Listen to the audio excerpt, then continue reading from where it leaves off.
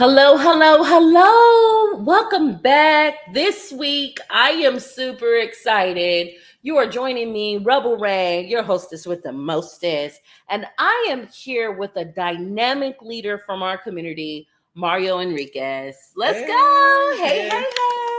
We're super excited to have Mario today. Mr. Enriquez is running. Ba-dum. Come on, you guys. Drum roll and heart it up.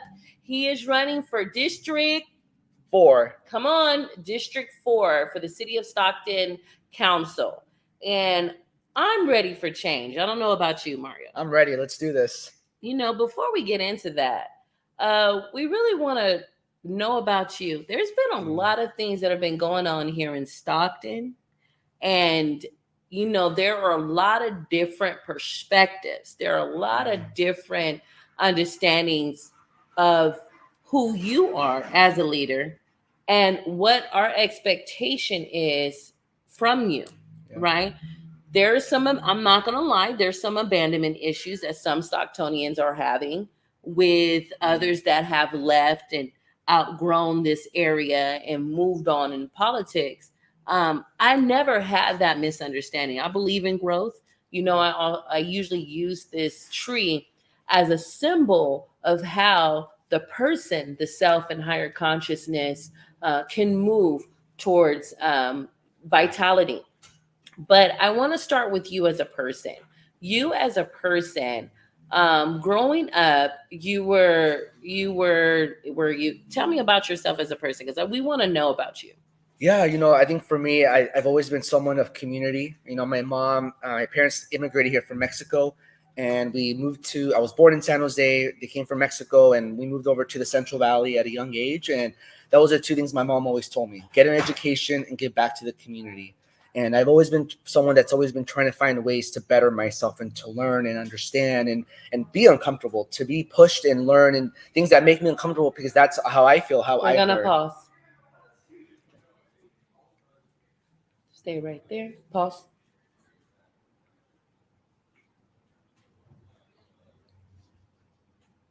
Okay. You can edit that out. Okay. Moses, I'm going to need your help with those that are coming in. I usually do this at 6, so the building is empty. Okay. Well, people that are coming in on that level as well, just to help them know that we're recording. Okay. Who is that came in? No, who came in the hallway? Was anybody that came in the hallway? No, it was somebody else. Are you sure? Can you go look for me? Tell them we're doing a special edition recording.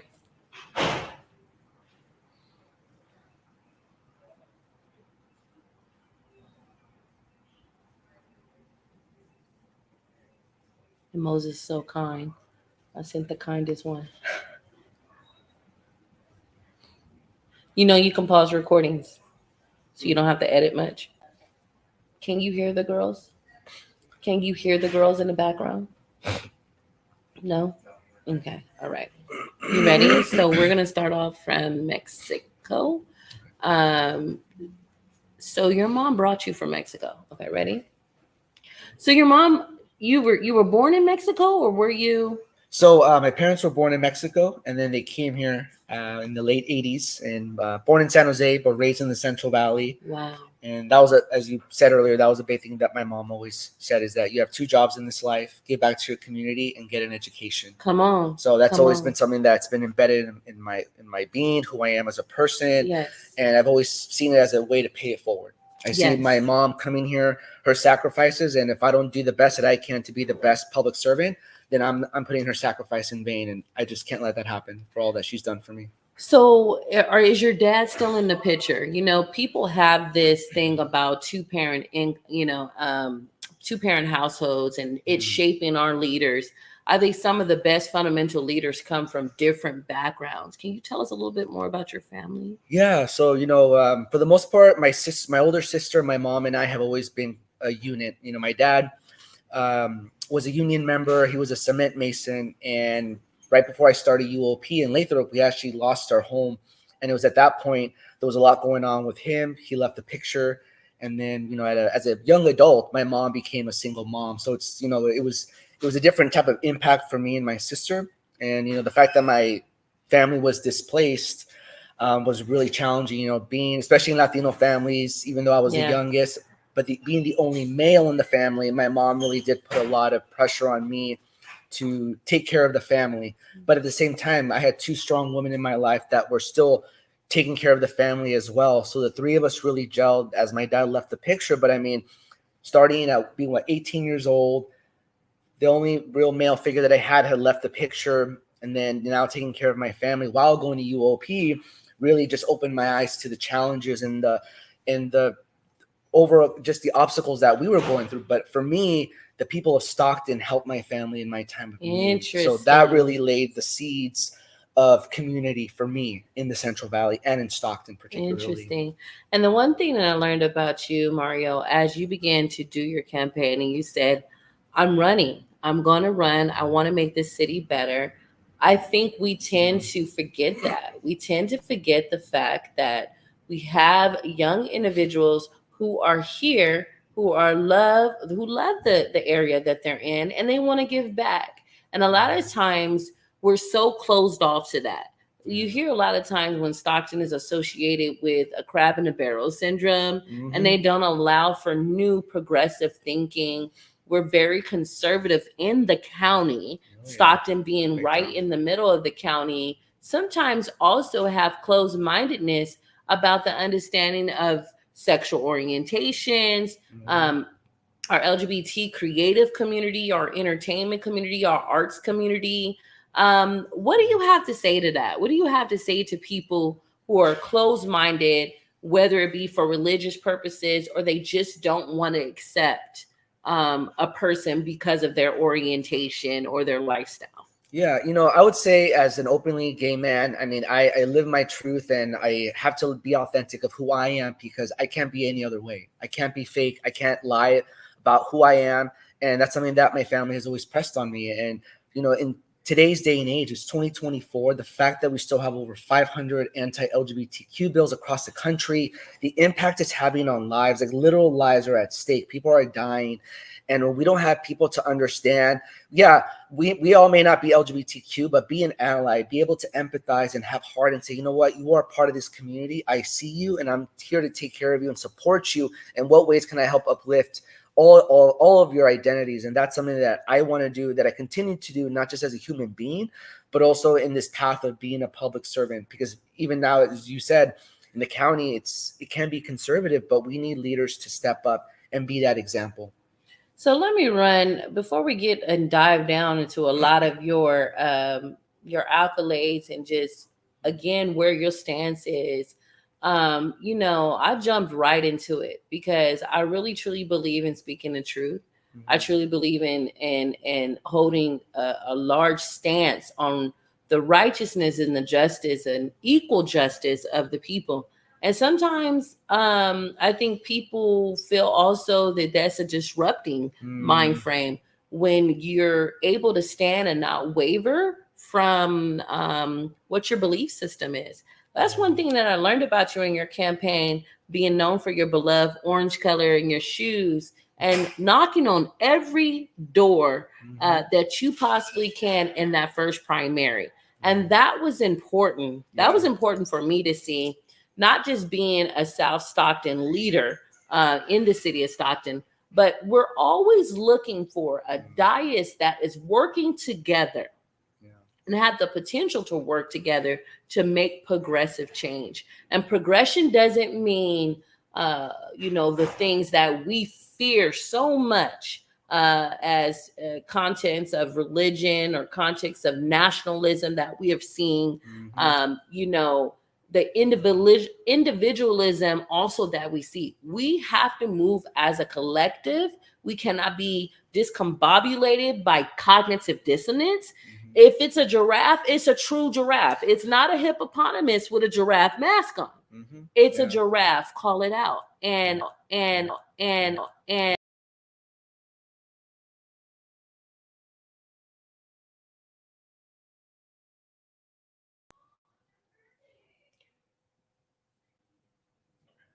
so again, what we're having for the presidential candidates and what I'm having to see It is cognitive blatant dissonance to not believe the type of energy surrounding this presidential election and all the way flowing down from our congressional, our state caucus, our assembly. There is a lot of things we're seeing, and it's concerning with the state of America. Yeah, I'll say that. I mean, we talk about new leaders and up and coming leaders. That's really what we need now in today's day and age, right? We can't just settle for what we have and just that same culture of rotating and cycling the same old, and people are tired of it. People shouldn't just say, oh, well, this is the best person. Says who? Okay. Let's show the community about who are we actually developing and bringing up. And I mean, even at a local level, I mean, that's really why I'm running. And I see even more now in this political landscape of really Stocktonians want something different and they want a fresh change. And I'm just one person on the dais, but collectively we can push the needle to say, let's have these conversations. Let's have these insights that we haven't had in decades. And can you imagine those fresh insights and the more folks we have at a table making decisions that impact our day-to-day, it's going to be game-changing. And let me tell you, we're actually making space for the new leadership. Baby boomers are retiring or they're not in good health, and we need progressive young people to get into position but they have to be wanted, right? And I tell people now, the young 80s, the young 70s babies, we're now the young elders, right? We know we have the teachings of the baby boomers and the ones before them. But I kind of want to get into your accolades here. You serve as the director of the you have served as director of the Center of Identity and Inclusion at the University of Pacific. You currently do that now. Yes, correct. That is, that's awesome. Recently engaged and informed the nation's network of LGBTQ elective and appointed leaders as Victories Institute's Director of Constitute Engagement in Washington, D.C. So I have to get back to that because that was a mouthful. Led the programming for the annual International LGBTQ Leaders Conference and a gathering that attracts more than 500 attendees annually and is in preeminent leadership event for LGBTQ political leadership. That's really dope, Mario. Yeah, thank you. My goodness, to blow your horn. In 2010, Mario moved to Washington, where he worked at Unitas US, so formerly known as the nation's largest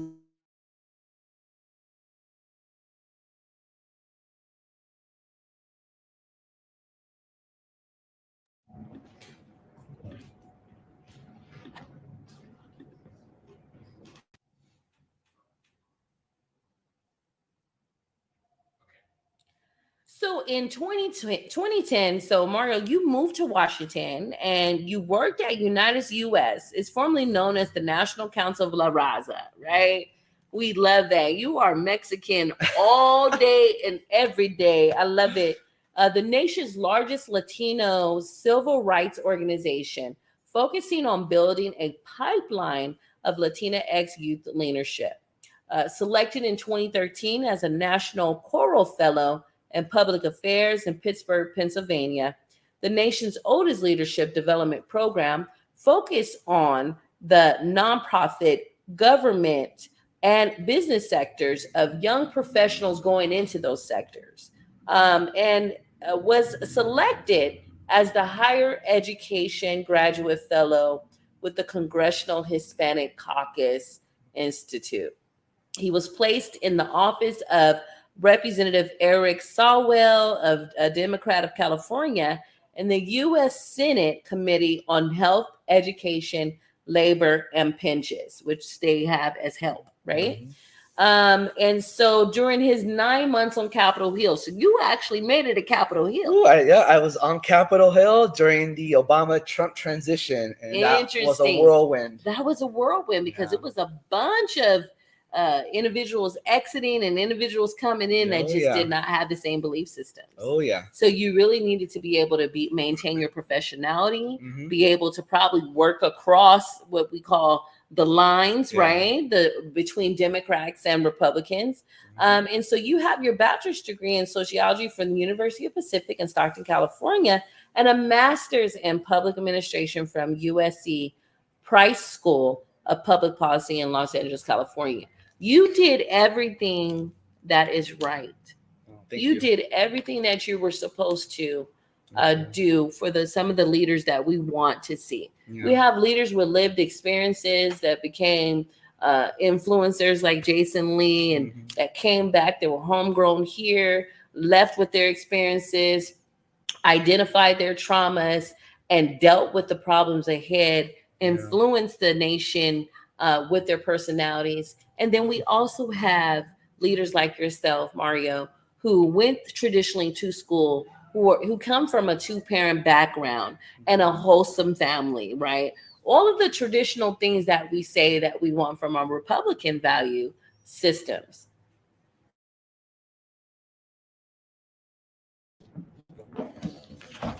Just pause it.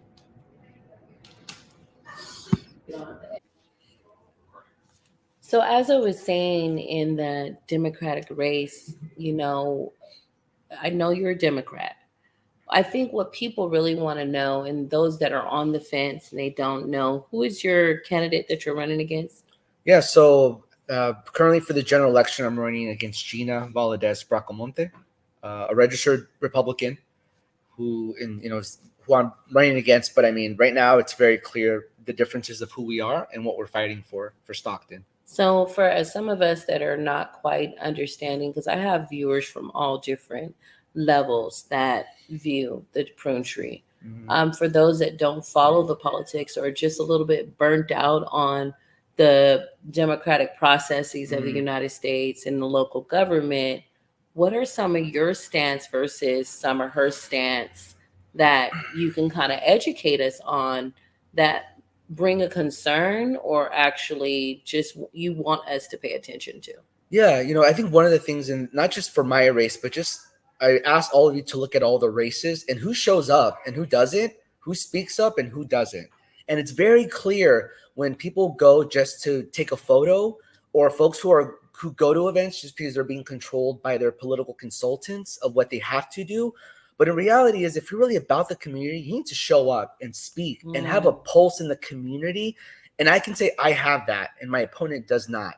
We talk about values. District 4 and all these races is going to come down to values. So for you as a voter, what do you care about? What are the things that you want to see in your elected officials that you can say, you know what, that aligns with who I am, and they're going to vote and be aligned with things that I also am aligned with. And that's funny that you say that, though. I think, I'm always going to speak truth to the light. And you got to be focusing on that light, though. Yeah. You can't be on no shadow work and you being in a line with shadow. Yeah. And being transparent, right? I mean, you have to show who's endorsing you, what events you go to. You want to show what you're actively doing in the community. Right. And I am doing that, and my opponent is not. You want to talk about transparency? Great. Tell us who you're endorsed. Tell us what you believe in. Tell us how you would vote. Tell us if you actually go to city council meetings, right? It boggles my mind how candidates want to apply. It's basically applying for a job. You have to show that you're prepared for this job, that you're qualified, your lived experiences match that job description, and you actually go to something that you're actually going to be doing for 4 years if elected. Exactly. And I think a lot of people were really focused on the point of people coming and being from this area. And I don't know if you got that feedback, but I don't care at this point. I want you to value what we value from this area, but also grow what we have. There are a lot of historical things that we have going on in Stockton. You are now being recorded here, and we're on a pre-recording, everybody. I usually do my lives, but we're now being recorded down here in downtown Stockton. When young people, young families that we're trying to retain for city government positions, for policing, for fire department, for nursing, and they come and see our city in blight, if the leadership is not caring about maintaining the overall beautification and progressiveness of even the places we got to join together mutually, whether you Republican or not, I don't know. Throw the whole dice away. That's where I'm at with it. If we can't find a way to coexist we're so stuck on flags being raised, right? You're demonizing a whole movement of progressiveness, and we have to be careful because a lot of times that procession is rooted in systematic racism, and a lot of our people of color are I'm very much I talk about the education of the Black man and the Black woman and the Latino and the Latino woman. America is not even 60 years past segregation and separation due to the color of your skin, due to, your orientation. We just got our orientation rights to marry same sex in the 2000s? Yeah. So when we're talking about a blatant hate and racism, I think that's why I know I'm standing with you. I am personally, and I'm going to say this personally, not as the leader of any nonprofit. I have to say that because I was attacked early on when the primaries first went out. I was personally attacked by people from the other camp. But I am personally standing with you. Yeah, thank you. I am endorsing Mario Enriquez. I'm telling that now as R.C. Thompson, the person, because I believe in you. You showed up for our community. You have the background, you have the understanding, you have the leadership qualities. You also have the humility. So I look at my leaders. Do you have the ability to have the emotional response that I'm looking for when people come to you on the dais and they're hurting? They come to you in the street because you still got to live amongst us, right? Yeah, so they come to you in the street with what's going on with them. And you truly show that you care, that you have humility to listen. I think people too often redirect things towards or project things that are unhealthy. But I feel like as a leader, that you always have two ears. It's a way that you show up in community. I have not seen that from the leadership, and I am very concerned. Yeah, absolutely. And it goes back to your point about being active and having empathy, listening to people, actively listening. And that's one of the things, going back to the differences of how I operate. And I have a track record, and folks will always know who I am, what I bring to the table. My heart is always on my sleeve. I'm always happy to answer any question and actually come up with an idea. In terms of grit and hustling and finding a solution, I have the energy that city of Stockton deserves, District 4 deserves, to show he finds ways to create a solution that's community focused. And that's what we need. And I always do that to the table, and I always bring it. Ashe. And I'm not going to bash Gina. Gina has done a lot of work really well through her nonprofit. I think it's called Bread of Life. And so I'm not going to bash her, but what I am going to do is the endorsements that I see are very disappointing. As a leader, Gina, that we're dealing with a lot of shootings, a lot of violence in the city of Stockton. To be endorsed by the Rifle Association with the slogan "Shoot Straight" really says a lot to me.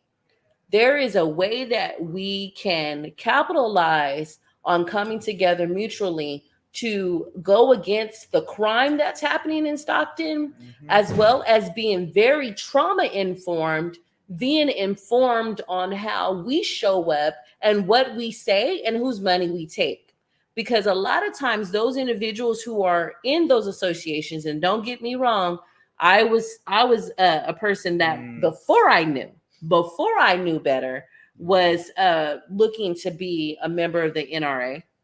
And we come from a very strong background from my Oklahoma roots, where guns are just a part of the family. Yeah, they're handled correctly though. They are gun ownership. I come from a full military background family that have served over 100 years, 3 generations to the U.S. Militaries, from Air Force to to Army Rangers, to I can't even think of the Navy.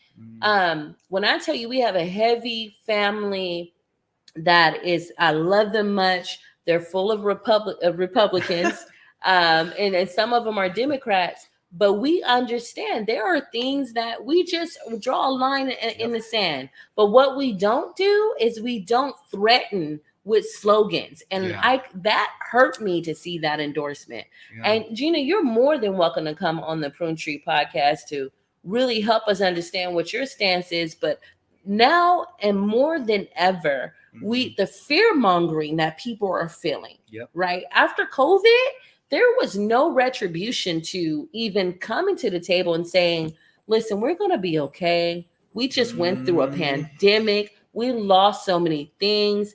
It just got out of hand, right? There was no pause. When you go through something that traumatic, it has to be a pause. Yep, absolutely. And we're looking for leaders to rebuild this infrastructure. We know that California is having a hard time. We know that. But we need progressive leaders that can say, hey, I'm willing to be bipartisan if I have to go across the lines and work to get this infrastructure together. Are you willing to do that, Mario? Yeah, absolutely. And I'm proud to say that I have a track record of working with folks all across the aisle. You know, even though I'm a Democrat, I work with everybody to get the solutions that we need to, whether it was working on the Pittsburgh City Council, helping my boss, the council member at the time in Pennsylvania, get things done, going and meeting with other council members and policy aides on Capitol Hill, as I mentioned, when we were going through the Obama-Trump transition, still having to work with people on the Senate, on the House side, and that's how we come up with solutions. So I gained those skills of consensus building and working across the aisle, and that's what I'm bringing to the Stockton City Council race and also if elected on the dais. Again, it goes back to the differences in qualifications. And, you know, again, folks might say, oh, he's a Democrat, he's not going to work with anybody. I have a track record and I'm always ready to work with anybody because as council members, we have to realize that we work for everybody. That's right. We don't pick and choose constituents in the district. Oh, I only want to serve these people and not these other folks. Yep. I serve everybody. And that's why you see me in South Stockton, North Stockton, all throughout Stockton, because I represent all of Stockton if elected. So, and that's what I continue to do in my community work. But we have to think about, when I said earlier, who shows up? Who shows up? Who shows up for the pride flag raising? You fight and you represent the LGBTQ community, whether you like it or not. Again, it goes back to values. Who shows up? Because I don't see Gina showing up. When we talk about city council meetings, who takes notes? Who wants to be thoughtful about the decisions that are happening now? So when you actually start the job, you actually know what you have to do to create policies. Come on. I do that. That's what I have. That's what also, it's about modeling good leadership. There it is. We said earlier about how city council members even now don't show up. Right. They don't have the ideas. When was the last time you actually heard someone say, I have a new ordinances I want to propose? There it is. It's rubber stamping and people are tired of the rubber stamping, the yes, the no's. Sometimes they ask questions and the answer's on page 2. There it is. Do your research. If you're not willing to do the work, step to the side and let new leaders step up and represent our people. And I think a lot of times, too, I want to address the mudslinging. Mm-hmm. The mudslinging is not even strategic anymore. It's just so blatant, disrespectful, and classless. Yeah. And even if you're an internet gangster, and I'm going to call the internet gangsters out, we have come through a council society, a council society mantra where you can write a letter, you can write an email and try to destroy a person. And I'll always acknowledge that energy, but I send it back to the sender. Mm-hmm. Because if you're not walking in your purpose, you're too busy trying to control what's happening around you versus bringing everyone together to unify and to heal our community, you need to step aside. That's right. It's time now. It's time for the nonsense to stop. We just had those shootings. How many more babies need to die by shooting themselves, being full of anger, not having a place, a shelter to go? Why are we normalizing babies coming out of tents in parks? Why are we normalizing the trash buildup? When we can come together, we can put people in housing. We're sitting on so many blatant buildings in the city of Stockton. that can be converted into housing and also shops underneath. Yeah. There are people who are moving forward, but also those that are in power and the governance over San Joaquin County and Stockton need to move together. Yeah. What are your plans to support moving together and connecting with our county officials? Yeah, I think one of the big things is the consensus building, is building those relationships. And that's one step, right? The first thing that I've noticed coming in as a candidate has been there's not that relationship of like reaching out across, not the political aisle, but reaching to the county supervisors and the council members. Because there's a lot of money at the county level and the state level, Yes. but we need council members that say, "Oh, well, I'm just a council person. What can I do?" But it's that level of energy and work ethic that you have to push people, not in a disrespectful way, but sometimes you have to say, "Hey, these are demands of my constituents, and I am fighting to get these resources." You don't see that energy and that fire from our council members. We need that new energy. And that's why I talk about the next generation, young people, leaders that have the energy to say, hey, you know what? If you don't have that energy to fight for me, step to the side. But I have seen other city councils operate where they were so intentional with fighting for their people that they got those resources from the state level, congressional level, down to the county and the city. They funneled that money down. I was very hurt, when I was invited to Jason Lee got a bunch of our leaders together, whether it was city, county, government officials, small businesses, nonprofits. And when we were told about those Prop 1 funds and we hadn't even applied or even tried to apply in the first couple of rounds, I said, what are we doing as a city? Yeah. We need the money. And I know there has been corruption. There's corruption everywhere. Yeah. We have to get the right people in, get the bad apples out, and we got to fix this problem. Yeah. We have historical buildings that have blight and fecal matter and different other things that they're dealing with. I would love that our civic center down there, our city hall, the old buildings, that's blight. Yeah. When they're run down, when there's not money that's allocated to even build our infrastructure. Yeah. We currently don't have an outdoor play area that's designated for just like batting cages and a local swimming pool or ice skating rink that's all together. Yeah. You know what I'm saying? We have that ability.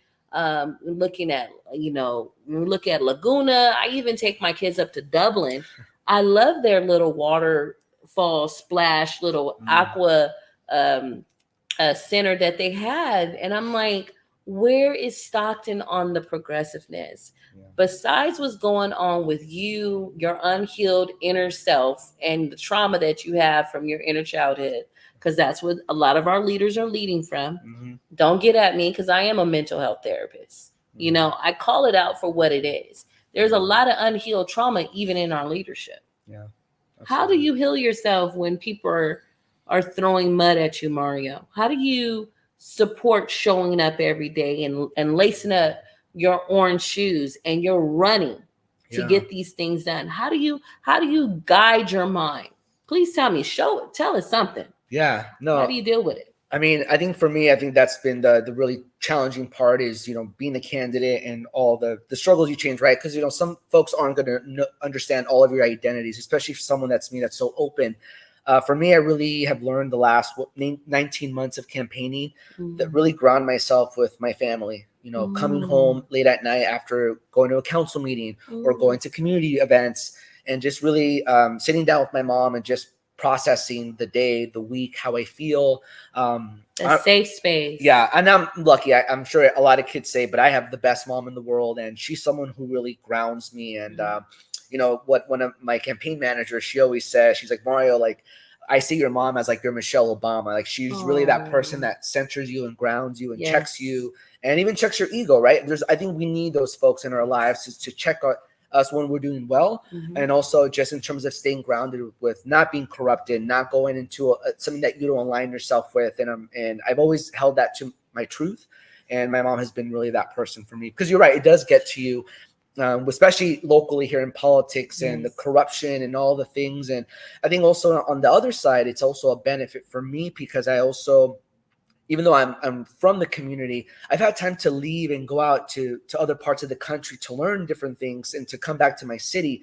But what's great is that I don't have those established alignments or to say, oh, you're in this silo or you're on this camp. Right. I'm here for everyone. And I think that's the thing that's throwing people off in a good way. Right. To say, hey, this is what modeling good leadership is. I think that's what modeling good leadership is. And how do we actually connect across the board? Because again, it takes a couple of deciding votes to move the actual city forward, and not just one. That's right. So, where is your stance with is it can you share with us who you're going to be endorsing and supporting their campaigns? Can you share with us one person that you're really for sure? Yeah. So current candidates right now, I mean, one of the things that I've really been keeping in tabs has been really just having sit downs, one-on-ones with all the candidates.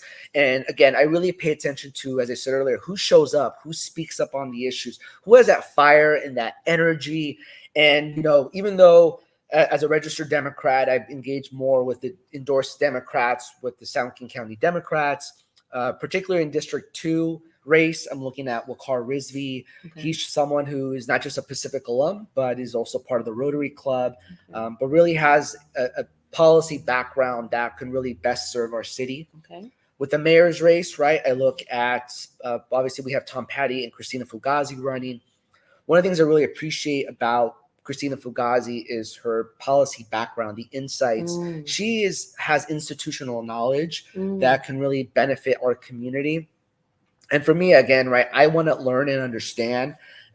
Yes, people might say things about all the candidates, but again, it really comes down to who can I have a relationship with, who's going to listen to me, and who's going to be able to say, you know what, this is a good policy idea that we can create that's going to create the 4 votes, but also benefit the people of Stockton. So I'm willing to work with any candidate and actually any elected official, colleagues of mine, to say this is what we need to do for our city.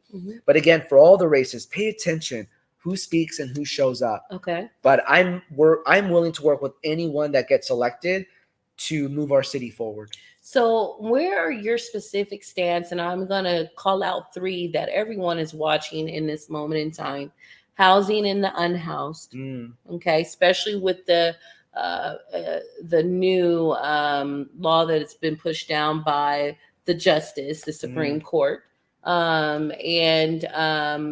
The economic development or the career development of the area, bringing that workforce, but also bringing in a culture again that allows for our communities to thrive, because you're bringing in entertainment industry downtown, you're bringing the arts back downtown, you're bringing in maybe some type of credits or ordinances that support going against those land owners or those that have bought these buildings and they just sit on them because they believe where it's a hedge fund of some sort or whatever.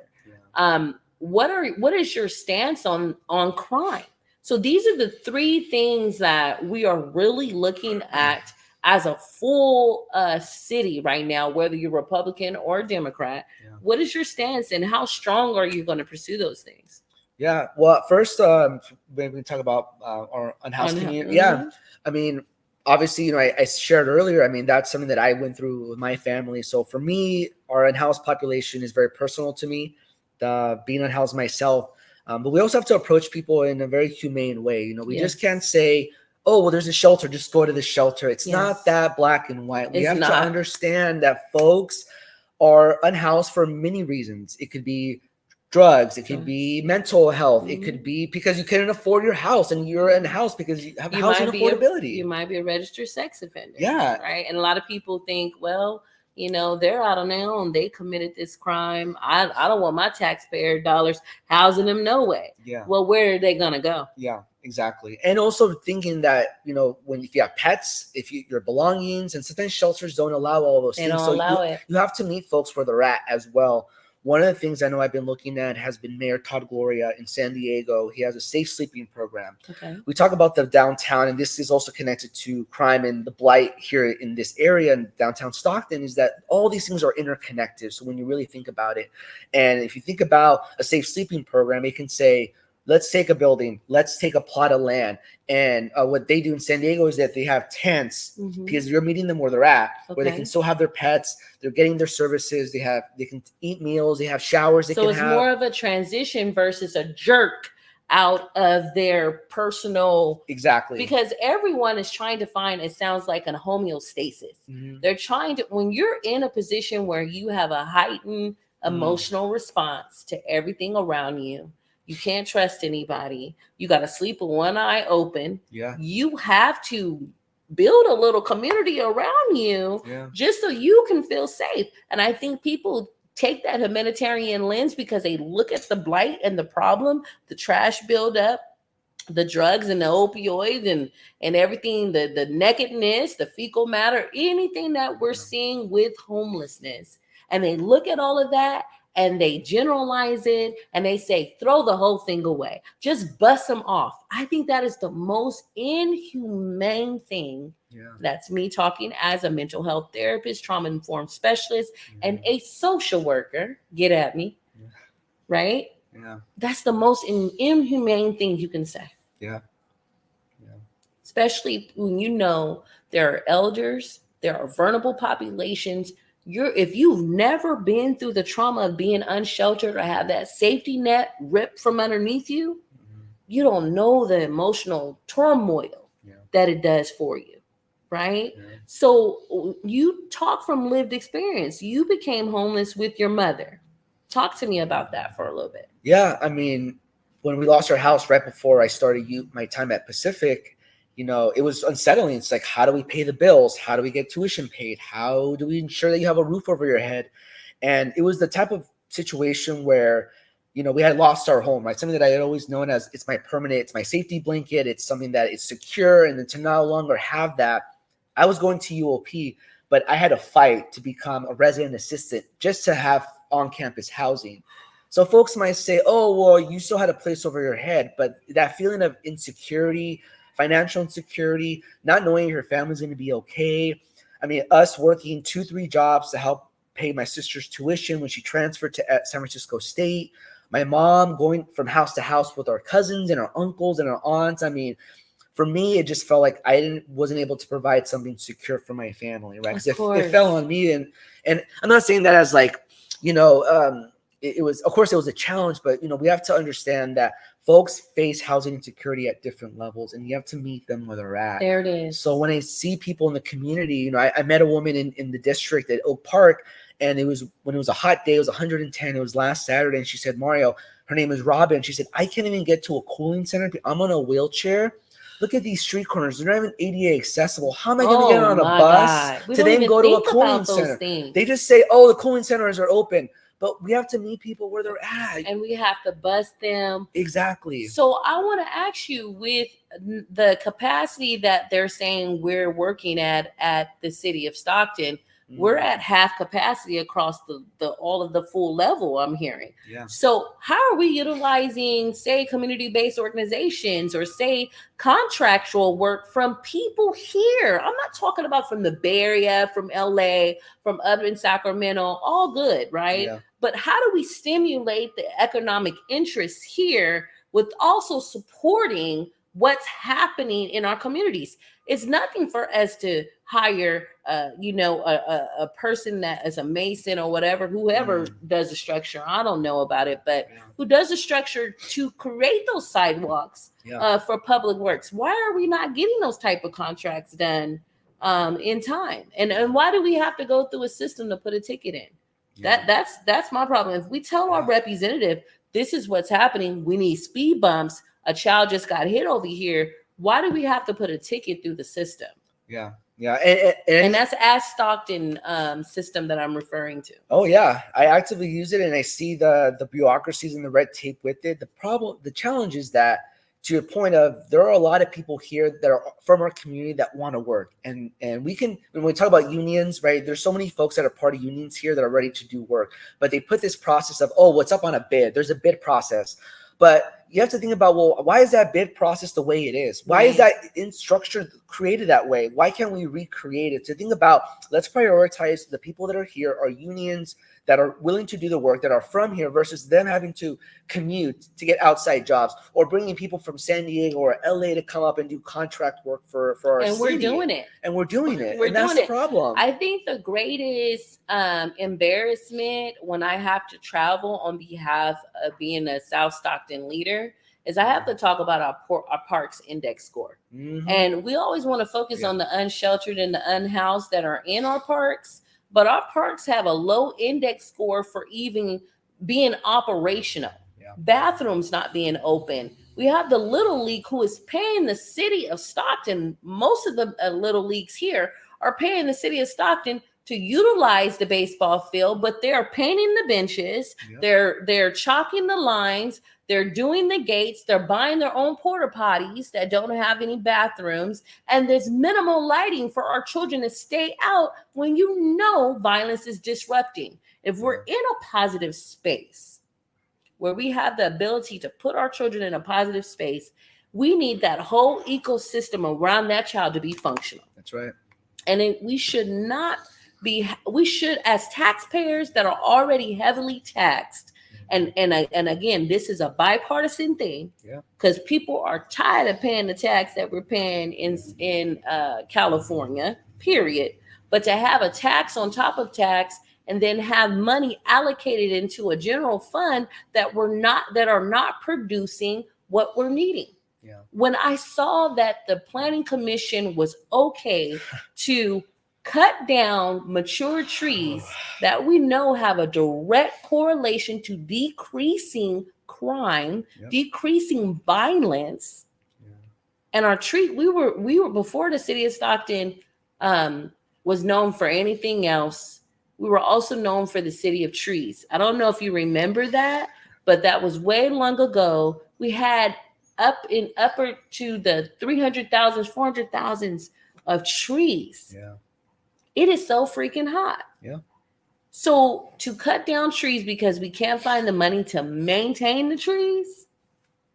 Yeah. I know a couple of CBOs and a couple of Tyrones around the corner who need a job. You better stop playing with me. Yeah. You hear what I'm saying? Yeah. And then you're teaching them a skill that necessarily doesn't need college. Yeah. You're teaching them a certified program. You're teaching them to purpose where if I get clean and sober, I can have a $27 job with the city of Stockton maintaining these trees. Yeah, that's right. Come on. That progressive open thinking. I feel like as many people who may own their own business on the dais are not business-minded people. Yeah. They're not economic, thoughtful, forward progressing people who know how to put disenfranchised people back in purpose to be good abiding citizens. You got to make pathways. Yeah. I mean, I could go on and on, Mario. Yeah, no, and it's true. I mean, we talk about the pathways. It's about bringing those energies and say, how are we utilizing our funds and our money to create these pathways? So when I think about our unions, apprenticeships, you can be making six figures in no matter what education you're at to get to that pipeline to say, I went through an apprenticeship. I now have a trade that I can utilize, and I have a job here in Stockton that I don't have to leave. Yes. We think about our parks. When, the fact that, like you said, bathrooms aren't even working, buttons are broken. It's like, how are we maintaining that? How are we creating our light fixtures, right? That's infrastructure. It's tied to safety, as you mentioned. The fact that Little Leagues are paying the city of Stockton is embarrassing. The fact that we can't even utilize the resources that we have for proper things is an insult to our community. It's an insult. And I want you all to look up the broken window theory. That broken window theory, I kind of live by when we talk about economic blight, when we talk about neighborhood action, when we talk about neighborhood transformation. You could be conservative all you want in your spending, but when it starts to come over into your conservative side of town, past the behind the security of what you think your gates hold, and you're not in your backyard attitude. Yeah.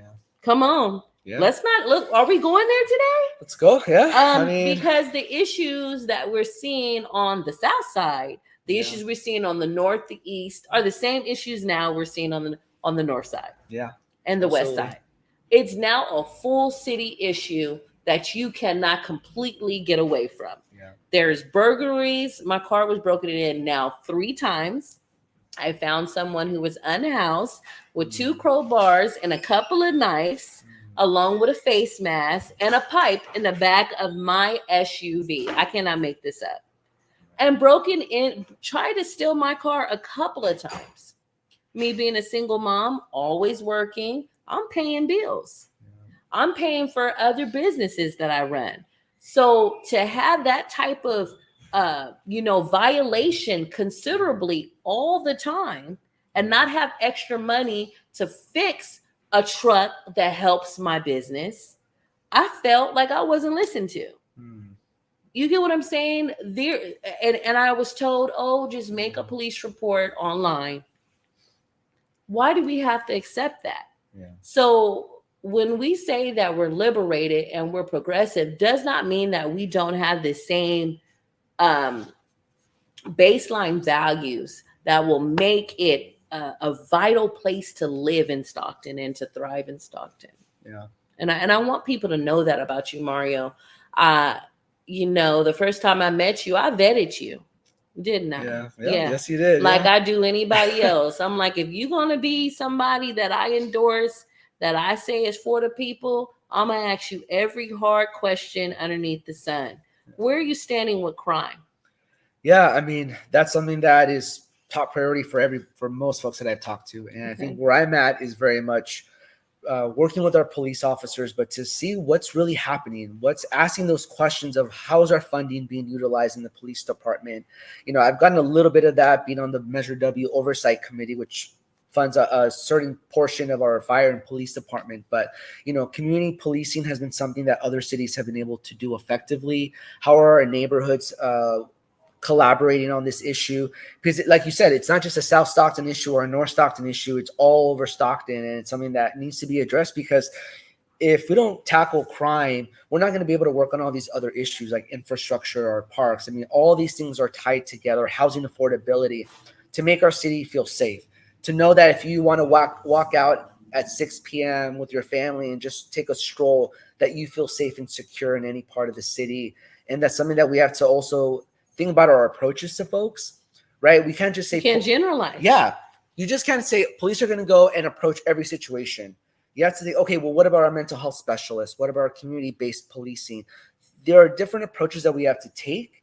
It's not just black and white. And I think that's something that I want to be thoughtful of and work with other people, community-based organizations who are doing this important work, work with our police officers, work with the city of Stockton and my colleagues when elected, and to really be able to say what approach is working and what's not working. Because clearly right now, folks feel that crime is just increasing and that there's no solution. There's no solution. And it feels rambunctious because it's not anyone that's actually have an actual solution orientation to address it. Now, I want to talk about this before we move on to the third subject of your stance and what you're going to do. And then I want you to plug where people can find where your stances are, how they can support your campaign, where they can follow you online, and how do they cast their vote.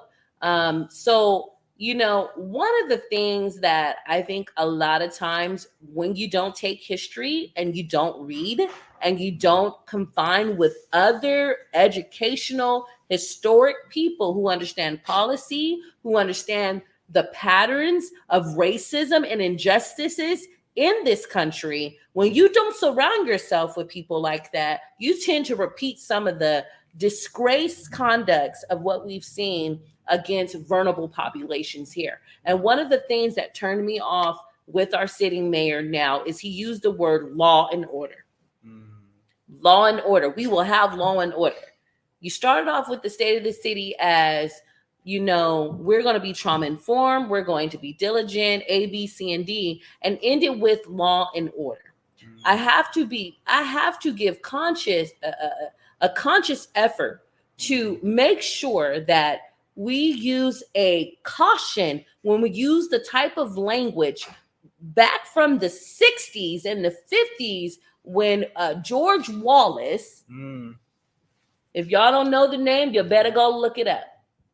George Wallace and other leadership in policing that had underlinings and connection to Klan behavior and Klan programming and the Ku Klux Klan's understanding about how you connect to different people that don't look like you. And I'm being very nice about it. When you use strong language like that, not knowing the history, and you're governing over traumatized, vulnerable people, but yet you also have to show a firm hand against what's happening.